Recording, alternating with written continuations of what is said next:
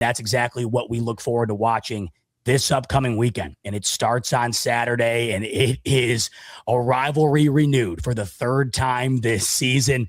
The San Francisco 49ers on the road against the 1 seed, the Seattle Seahawks, who are rested. They got to chill at home, watch those Niners beat the Eagles, and now the 12s get to bring in their divisional rival with the hopes of an appearance in the NFC Championship on the line. It does not get better than this. Jake, I'll start with you because these are the two teams. Should your Rams advance, this comes down to these two. You're going to have to play one of your division rivals. Who do you think that'll end up being should your Rams advance? Who moves on to the NFC Championship between the Niners and the Seahawks? I think it was always Seattle, but I think this game is going to be very weird, and I wouldn't be surprised the 49ers just found a way. We can keep talking about how they just too many injuries. They just keep winning, right? They just keep finding ways to do it. I don't think this benefits Seattle in any way to play a team that they literally just played. I know they beat them pretty handedly the last time, even if the score didn't really indicate that. But I really don't know how this team is going to come off the bye. So I'm going to say they win 24-23. But the reason why I'm talking like this is because there was a time not that long ago, the 49ers were the 6th seed, and they went up against Aaron Rodgers and the Green Bay Packers. They were the 1 seed, and they came out so flat in that game. You just never know how a team's going to come off a bye, be it in the regular season or the postseason. I think the Seahawks are good enough to get over that, but I think this game is going to be way closer, and if you for a second think this is just going to be a copy and paste of Week 18, you haven't been paying attention. Speaking of Week 18, these two teams went toe-to-toe less than 2 weeks ago. The Seattle Seahawks were on the road in that one, and the Seattle Seahawks did not allow the Niners to score a single touchdown, Mike. The Seahawks won 13-3. Do we see a similar outcome, or do you see something different happening on Saturday in the divisional round? What is it, 1-1, right, in terms of this year? Seattle 1-1, 49ers 1-1. Is that right, guys? Mm-hmm. That's right. Okay. This is a tough one. I mean, every time I go against Seattle, I always get burnt. I always get burnt in the chat. Everybody's trying to crucify me. This is a very, very tough game to choose because just like Jake said, these 49ers don't die. I don't know. I don't care, man. They just don't die. I don't know exactly how it is, but this will put all the question marks of Sam Darnold, right? And I know you've been battling out there, Brando, about, Sam Darnold, but I think Seattle gets it done. I think I'm going to choose the side of Seattle here. I think the defense right now is playing at an ultimate level. And to say that, Sam Darnold is all these things we say, our seeing goes all above blah, he doesn't have to do very much. If you got that defense out there, that defense can turn over a game in a heartbeat. So I got Seattle winning this game. I got 27-20 Seattle winning over the 49ers. 2 for 2 on the Hawks. Brando, I go to you because you've earned it. The number 1 seed, and the last time out, your Hawks took down these Niners. Do they do so again? Sam Darnold does not have a playoff victory on his resume. Will he have one at the conclusion of Saturday night's game? Yes, he absolutely will do so. I talked a couple weeks ago that I thought that the Niners injury situation was too far going up against this particular Seahawks team. And I think a lot of Niner fans didn't want to hear that at the time. They seem to embrace that a little bit more post-game, but it's just a valid thing. It's not an excuse. And yes, the Niners have been the zombie team that can just continue to progress on through this year. I've made that comparison to them. But it's now turning into a little bit like a Monty Python, sketch there in the Holy Grail where they've got the leg cut off, arm cut off, fingers are gone, ears off, and they're just sitting there hopping along going, it's just a flesh wound. It's a flesh wound, I tell you. It's fine. And we're kind of like, yeah, we're good. We're heading on to the next round with it. It's a team with they were closer to full strength. I think this would be more of a challenge. But walking into our house, the energy that's at play here, the way this team has gotten it throughout all of this year for why they've driven to where they're at from a mentality standpoint, and that will help through the bye week. You can throw a lot on top of this, like the number 1 seed since 1990's got a 71% winning percentage coming off of that bye week into the second round. So it's very hard for those teams to win just in the basic nature of teams are pretty even. Steven saying nothing of where this injury situation is at and no Kittle. And while they did get maybe back Williams right now, I don't think he's anywhere near 100% with that hamstring. And now we are getting back Cross, who we were able to give the extra time for him to be at 100% of his health. We have all of our health across the board on this team coming into this game. You have a stadium that is going to be, let's not forget this, boys, this stadium, when it is raucous and at its most crazy, is the hardest environment to play in all of the NFL. That's not going to change this week. Niners aren't taking the stadium over this week. There's going to be a whole nother different kind of animal walking in that stadium this weekend. And like I said 2 weeks ago and was proven right, it's going to be a comfortable win. We probably should have had more points in the last game if our all-pro kicker decided to start missing kicks on that day. We would have had a little bit more comfortable win, but I see it as a 27-13 game. I just think that it'll be a game that'll be tight early on. Both teams will be feeling each other out. But by the time you get to the third quarter, that ignition switch the Seahawks team can hit when it comes to points and the 30-point halves they put up time and time again this year. I think that ends up carrying the day. And I think we end up getting a very comfortable win here. Jesse, the whole panel does not believe in your San Francisco 49ers, and now it comes down to you. You have been on record all year long that you do not believe in Sam Darnold in the big moment, and this is as big of a moment as it gets. The 1 seed at home against a division rival without a playoff win to show for his career thus far. The pressure is on. The last time out, your Niners lose by 10. They don't score a touchdown. Sam Darnold didn't have to do much in order to get this victory. How do you see this one panning out, and will we see a different result than we saw in Week 18? Yeah, I got to be honest. It's tough on paper to pick the 49ers versus this Seattle team. I mean, the Seattle team is absolutely stacked. There's players all over the place, especially defensively. And this is a better offense than the Philadelphia Eagles. It's a better defense and it's a better offense. They're at home. They're rested. There's a lot of reasons to pick Seattle here. But let me lend some reasons as to why this game could be a little bit different than the last time around.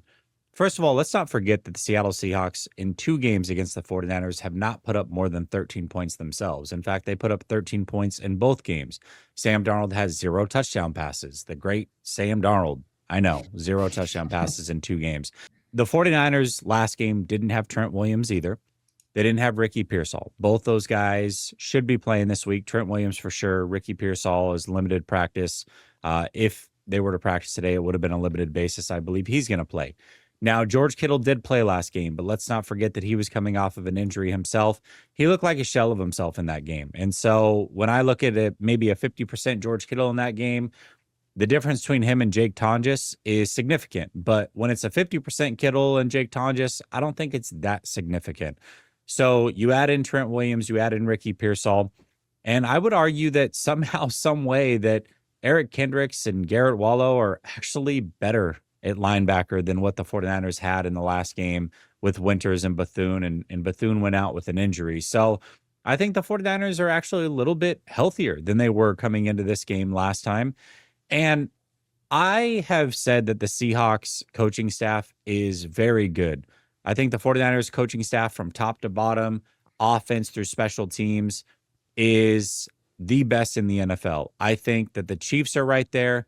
And I definitely think that the Seattle Seahawks are right there. I think they've got an amazing coaching staff from offensive coordinator, defensive play caller, and McDonald, and then obviously your special teams coach.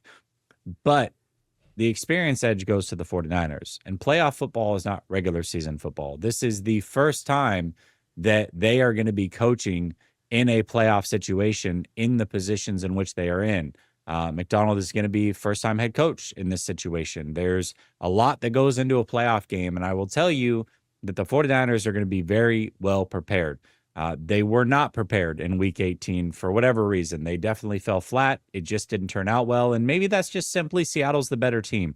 They were on that day. There's no doubt about it. I just feel like this time around things will be slightly different. It's going to be a close game in my opinion. Last game, I know that it was only a 10-point game, but gosh, it felt like a million. Seattle absolutely dominated that thing. Brock Purdy's also undefeated in Seattle. He's never lost in Seattle. So going on the road doesn't worry me.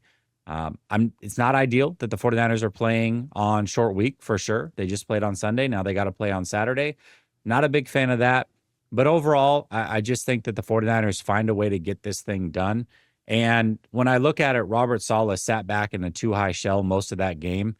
He cannot do that this game. He's going to have to sell out to stop the run and make Sam Darnold beat him. Listen, if Sam Darnold can go out and beat you on his right arm, by all means, all the credit in the world. But I got to see it happen. And hopefully the 49ers feel the exact same way, which is we cannot get beat by this run game. We have to put it on Sam Darnold's shoulders, and that's the game plan they come with. And we'll see what happens. Ultimately, I do think that the 49ers win this game 23-20 Niners. My Buffalo Bills, they're also in the mix. We have 3 teams on this panel and your trusty host, not horse, although I sound like a horse because I lost my voice. It's the hat. It is. Freudian slip there, huh? A Freudian slip indeed, because the amount of people I've had this week say that I sound like a horse. I don't really know where that saying comes from, but apparently that's what you are called when you do not have a voice. And when Cole Bishop picked off Trevor Lawrence, he also picked off my voice. So if that's why I sound like I've smoked even more cigarettes than I usually sound, that is the reason why. But anyway, speaking of my Buffalo Bills, they've earned the right to play the Denver Broncos in the divisional round. That will be the game that precedes the epic matchup between the San Francisco 49ers and the Seattle Seahawks. And right now you can get in on the action throughout the divisional round over on Sleeper. I did with that Bills Broncos game. Here's my slip, and it's a very opportunistic and very optimistic slip at that. I got Josh Allen more than 1.5 pass TDs, Dalton Kincaid more than 36.5 receiving yards, seeing that he's the only person I think capable of going out there and playing the receiver position, even though he's a tight end. Bo Nix, less than 1.5 pass TDs. Harvey, less than 50.5 rush yards. You can tell that, or of course, create your own via the link in the description below. Click that and sign up for Sleeper. Once you do, you will immediately get a free $20 entry. You can use that in the divisional round across all the games. NBA, NHL, you name it, it's all on Sleeper. Once you use your free $20 entry, use the promo code on your screen, RTS, and that will get you a 100% match up to $100 on your first deposit. Terms and conditions apply. See Sleeper terms of use for details. Currently available in over 25 states. Check out Sleeper via the link in the description below. And while you're down there, I urge you to check out our new friends that are allowing us to give away an epic giveaway that happens to pertain to this division, and in particular happens to pertain to our very own Brando's Seahawks. It's our friends over at Covered, and we are very excited to be partnering with them to do stuff like this.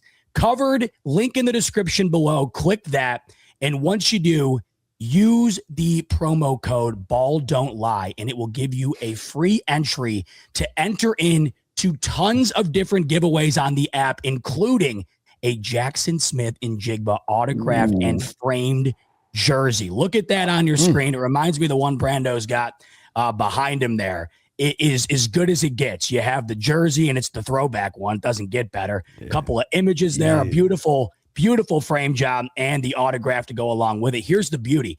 This app, fairly new, so there's not a ton of people who have entered into this giveaway yet. Last I checked, there might have been only 20-ish people or so. The link is in the description below. It's also pinned in the chat. Click that, sign up, and use the promo code Ball Don't Lie. That will give you a free entry. Now, in order to enter into the giveaway, you play a game. It's called Cashy Bird, not to be confused with Flappy Bird, even though it's the exact same thing. You play the game and earn points, and you stack your way up the leaderboard. Once the giveaway time expires, the leader of the leaderboard wins the jersey. So it's a lot of fun, and there's a ton of cool prizes on there. This is just one of the many. So go and take advantage of that. It's super cool, and obviously it doesn't get better if you're a Seahawks fan than winning this. And if you're not a Seahawks fan, you can win it and then brag to all the other Seahawks fans in here and say, look, I have this, and I'm never going to hang it up, but I have it just because I'm keeping it away from you. So link in the description below. Check out our friends over at Covered. We're excited to be partnered up with them.